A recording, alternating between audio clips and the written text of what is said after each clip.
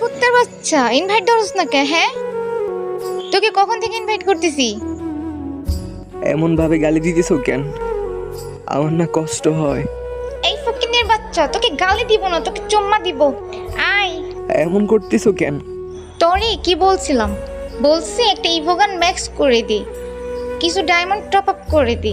তুই পারবি না যখন প্রেম কেন করছিলি? বয়ফ্রেন্ড হয়ে কেন আসছিলি আমার লাইফে?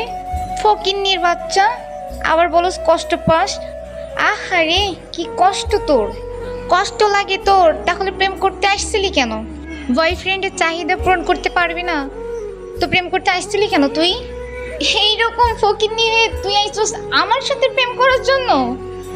আর হ্যাঁ, এই নাকি শোন, তোরে আমি এখনই আনফ্রেন্ড করতেছি, আর নেক্সট টাইম তুই আমার সাথে কোনো যোগাযোগ রাখবি না, ঠিক আছে?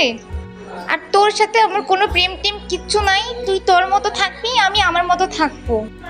এইরকম ফকিন্নি হয়ে কারোর সাথে প্রেম করতে যাবি না। ঠিক আছে।